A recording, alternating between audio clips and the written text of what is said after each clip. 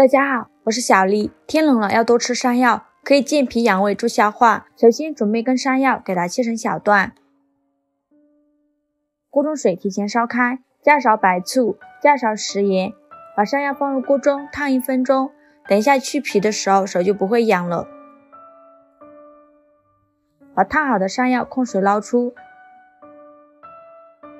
再过一下凉水，然后控水捞出。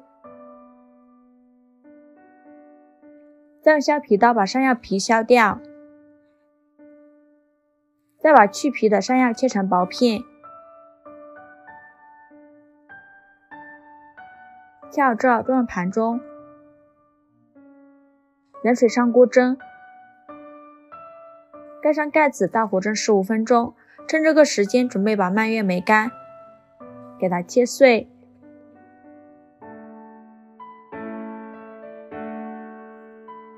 切好之后装碗中备用。像这样我们的山药就已经蒸熟了，把它取出来，倒入大一点的碗中，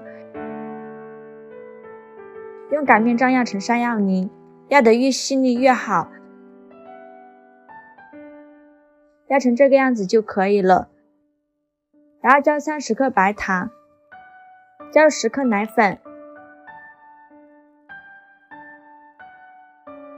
把刚切好的蔓越莓干加进来，再100克糯米粉，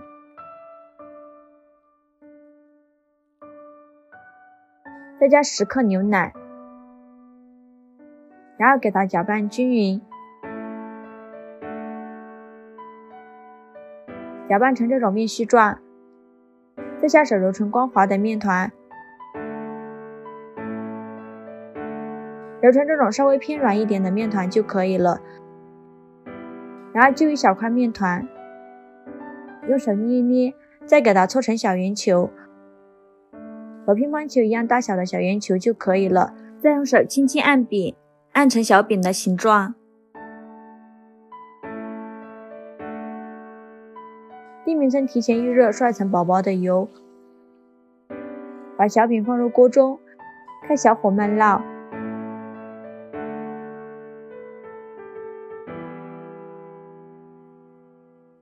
在表面再刷一层食用油，锁住内部水分。开盖烙1分钟，烙1分钟后给它翻一面，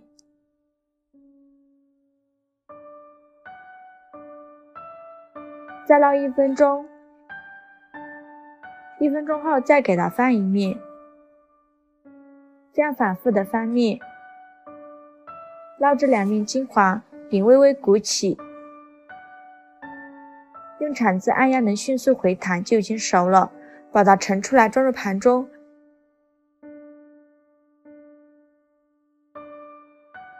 非常好吃的山药糯米饼就这样做好了。这样做的小饼吃起来温热软糯，蔓越莓干的香甜完美综合了山药的清淡，甚至不用加糖，吃起来一样的软糯香甜。秋天一定要多做几次给孩子吃，可以健脾养胃助消化，做法也是非常的简单。喜欢的朋友就赶快收藏起来吧，谢谢您的支持。